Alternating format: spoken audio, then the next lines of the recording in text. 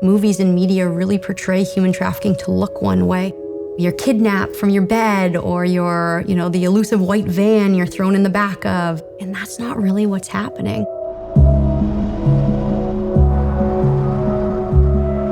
It's not like I walked up to it and said, hey, I want to be trafficked. I didn't know that's what I was being groomed and led to. There's a lot of boys that are being trafficked, a lot of men that are being trafficked, and why don't we talk about that?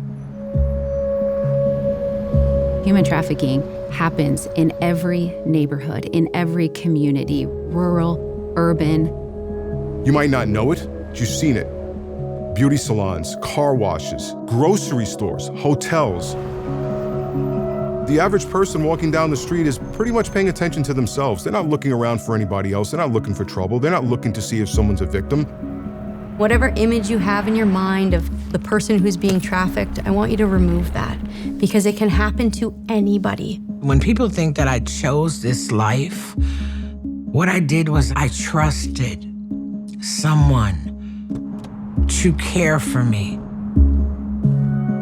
He brainwashed me to the point where I believe everything he tells me. Don't trust your teachers, don't trust police, don't trust anybody that's not me. Where there is money to be made, traffickers will find victims. You, everybody that you know, everybody that they know, and everybody that they know has been in contact with somebody that's been trafficked.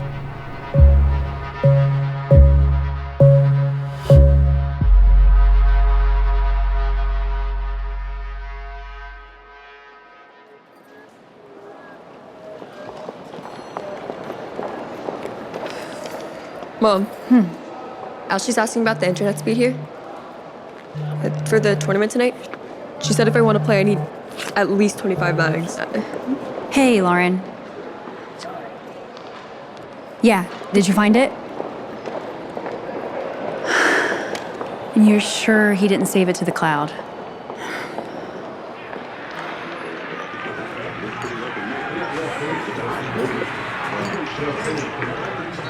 I get you. Hey, let me get a lager. All right. You staying for the game, or you want me to close this out? Hey, keep it open. I'll be watching the game. People have a misconception about human trafficking. You might see movies where they show containers of people, that have been trafficked, and they talk about it on certain TV police shows, things along those lines. They tend to conflate smuggling and human trafficking. With smuggling, that movement is required. With human trafficking, there is no movement that's required. A person being smuggled across the border is a crime against the country. Human trafficking is a crime against an individual.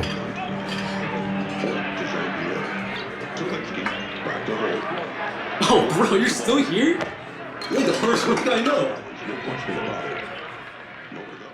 I am the oldest of 7. Growing up, I have to take care of my sisters, my brothers, and work in the farm, and to help my parents. In my country called Togo, not everybody get the chance to go to school. So those who go to school are those who, their parents have money, and my parents didn't have the money. Extended family member that my parents know is very well regarded in my country, in my city, promised my parents that he will bring me to this country and provide me with education. Who I was extremely happy. My folks were extremely happy, and I was only 7, All right. I'm just gonna have to type it up again tonight. Mom, the line. It's due Monday. Thanks for checking. I often struggled with finding my own identity and who I wanted to be. And I didn't want to ask for help, so I started to self-medicate. And I found drugs at a really young age. I was living in, or staying in, I should say, an apartment we call the trap house. And then all of a sudden, these 2 men walked into that apartment. And right away, one of them locked eyes with me, and he walked over to me. And he sat down beside me, and he started to talk to me. And I told him everything, because it felt so good that somebody finally stopped and noticed I was struggling and asked me about it. He learned every vulnerability that I had ever had. He learned every basic need that had not been met or wasn't being adequately met in my life. And he was later gonna use this stuff against me. But in that moment, it felt so special. When I got into trafficking, I didn't know I was in trafficking. If you're missing a big sister, if you're missing a father figure, if you're missing a mother figure, they will supply that. And mine, unfortunately, happened to be a father missing in the home. Hey! Hello. Yeah, we don't really have a choice. They're not beating them or controlling them and dragging them into cars and dragging them in. It's not what you see. It's not the way it is. They make these things seem very natural. They make it seem like they're the principal and the people that are under their control are very well disciplined. Anybody could be a victim of human trafficking. There's no definitive age, gender, size, creed. Human trafficking is the exploitation of human beings through force, fraud, or coercion for the purposes of either commercial sex or forced labor. Anybody under the age of 18 for any kind of commercial sex acts, that is human trafficking by definition. Anybody under the age of 18. What's important to note here is there's a third party. Shoot. A victimizer, a trafficker, somebody who is in control and making a profit off someone else's back. Is there anything else? No, that's it. Thanks, man. For 6 years, I was with him. I'm a male. I can lift things. I can work for him. I can clean the cars. That was fences in the heat of the summer with hands, not having the proper tool to do the work, mowing the lawns for other people. Somebody's telling me what to do every single day. If I don't do that properly, I am punished. The time I wake up, the time I eat, the time I go to school, everything was controlled. He see me, he see money, and that's all it is. That's all he see me as.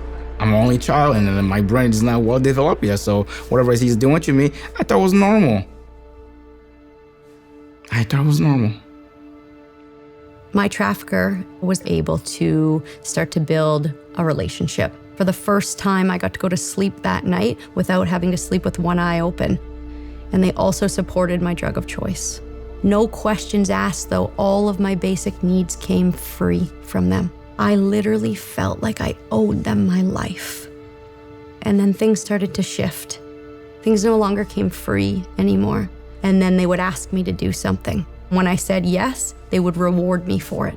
I became more and more willing to do these things because I just wanted them to treat me in the way that I knew they were capable of treating me. And this is when they brought up the idea of working in the sex trade. Beautiful. I thought I would be able to choose what services I would provide, how many people I would see, how much money I would charge. All of that changed. I was stripped of all my power and control. Half the time, I had no idea who was coming to my hotel room door, and I had no idea what services I was expected to provide. I was raped and beaten for 24 hours and held captive. The very first pimp I had. A block and a half away from my mom's house. I couldn't run and scream and go home because he said he'd kill her. In the life, I'm a product. Someone paid to do what they wanted to, and there was no questions asked on my behalf. If I showed any part of resistance, I was quickly reminded, this is who I am, this is all I am, and this is what I'm good at. Thanks, Soren.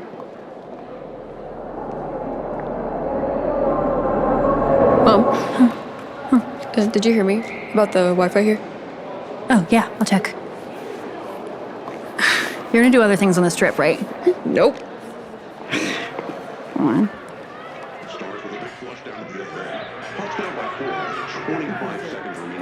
Hey, Chico. Come on.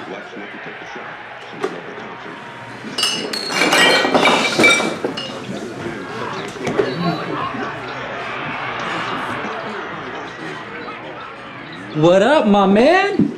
Finally. I'm sorry I'm late.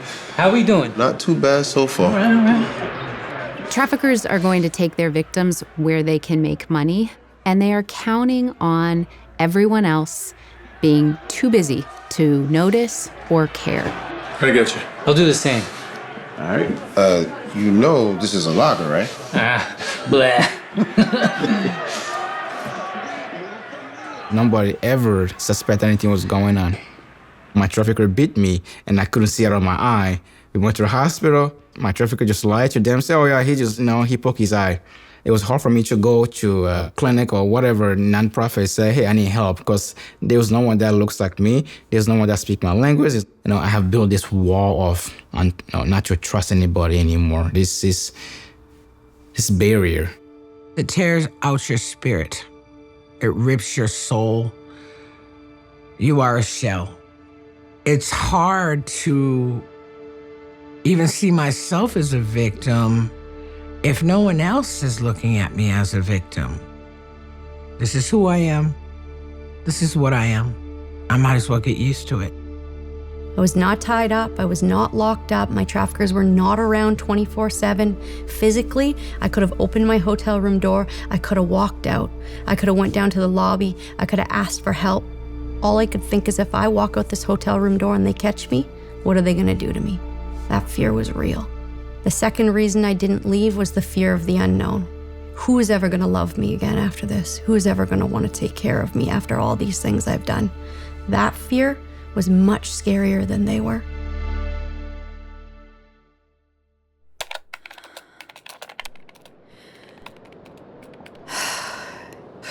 Yeah. I'm tired, I'm jet lagged, I'm hungry. Yeah, I wasn't planning on working tonight, but here I am. Wait for it.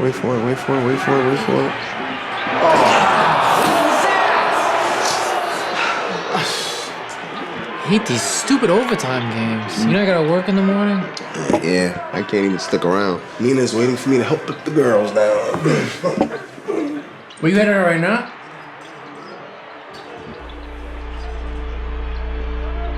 All right, honey. I think I gotta wrap this up. My battery's about to die, and I want to finish this before Chloe comes down for dinner. Yeah. We're gonna go to a restaurant here at the hotel. When something doesn't feel right, generally speaking, something's not right.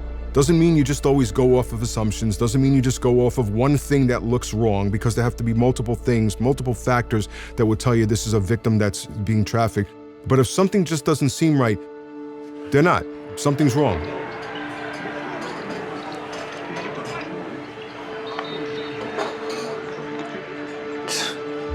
Oh, that ain't right. No. What do you see around you? What are the interactions like? There are certain things, subtle things that you could look for, and when you start looking for the signs, you'll see it. It's out there. Hey, do you remember that girl I was telling you about earlier? Yeah, in the lobby. She's back again.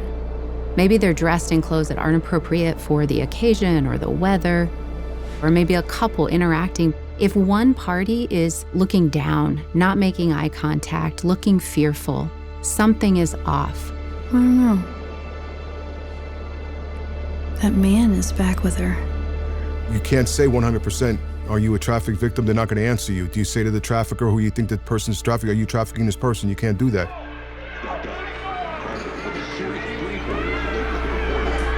Hey! Come! Come! Here. Since nobody knew that I exist, why do I want to keep enduring this pain, this evil that this man keep causing me to do? If I take my own life, then no one will know I exist anymore. And that's the point of me trying to take my own life.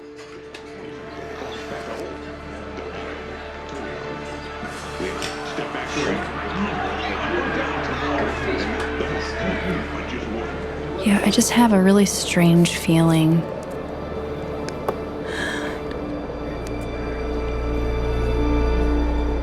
Honey, one sec.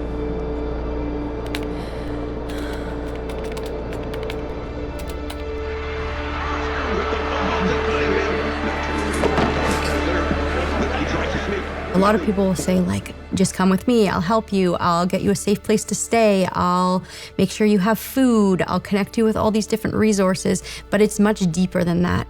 It's really about building that relationship that's stronger, healthier, and more powerful than what the trafficker has built. You're not going to leave with somebody unless you can trust that they're going to be able to give you exactly what the trafficker has given you.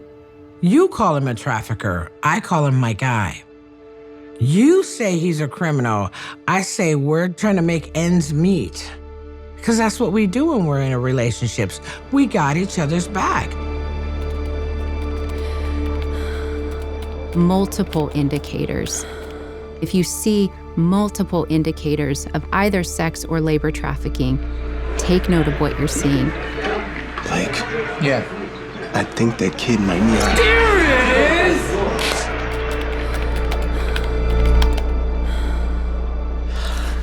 Honey, grab a pen. All right, dinner on me. What did the victims look like? What were they wearing? Were there any facial scars? Did they have an accent? Whatever you can gather might be more than enough to give to the investigators that are working a case. Honey, write this down. Young female, late teens, black, jeans.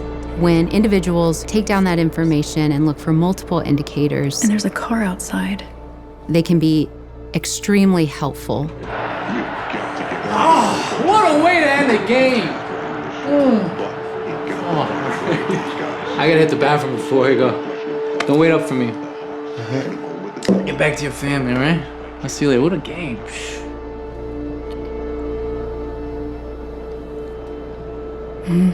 If you can't do anything and you feel that something is going on, call the authorities. Don't go chasing people down. Don't go following people. Let the professionals handle it. Your job is to report it. Chancey Carter ties the game from inside, forces overtime, and the rest is history. It's true what they say. It only takes one. She's getting into a car now. It's a sedan, license plate H9V4. This police unit booked a fake appointment with me, and they showed up at my hotel room door. He asked permission to come in. Nobody had asked permission to do anything to me in a really long time. So right away, he built a little bit of rapport. Because of the support I received from that officer, including all the other resources that I connected with, I never went back to a trafficking situation, which is quite rare. This teacher saw something in me. She saw me as a person for the first time. And so one day we were at school, and then the FBI showed up to school. If I get deported, then my family would shame me, and they would just disown me. So I was petrified. They reassured me that I wasn't gonna get deported, and that I will not see my trafficker ever again from that day on. Who knows where I'll be right now if that lady didn't take the chance on me. She became a hero.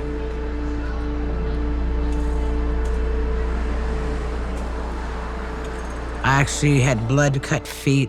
Nobody would give me shoes. Nobody was helping me, and she's just a little bitty woman. And she said, come in, and she reminded me from the poltergeist. And she fed me, and she gave me candy, and she put ointment on my feet, as if I was like Jesus, she said. Since I've been out, it's been an ongoing process. I've been out 24 years now. Everything that's ever happened to me in my life is permanently here. That doesn't mean I have to go back to where I was. Through my healing and counseling that I've had, I'm able to acknowledge it and know that it's in the past. What I did learn is there are hundreds of thousands of caring individuals out here. I actually work for Victim Services of Durham Region, which is the exact organization that helped me in the immediate aftermath of my exiting from my trafficking situation. So I've now dedicated my life to not only raising awareness to human trafficking, but also supporting people in very similar situations. If I would have learned what human trafficking truly was growing up, or even as a teen, I don't know if what happened to me would have. If you can do anything to help us, it's bring this information back to your community. Talk to your neighbors about this. If you have loved ones and children or young adults, teenagers, those are the next victims if we don't eradicate this and get rid of it. Our next coming up buyers are our sons if we don't teach them different. Start from your own home. Talk to your kid, talk to your friends, and making sure that you are aware of this issue. If you see child working somewhere and you don't think you have some inkling, you have the duty as a citizen to report that, to say, I suspect something's wrong here. We can also just tell people they're loved and smile and say good morning to them. Showing compassion, showing concern goes a long way. Letting a victim know they're worth saving, because I didn't think I was worth saving for a very long time. Now I'm priceless.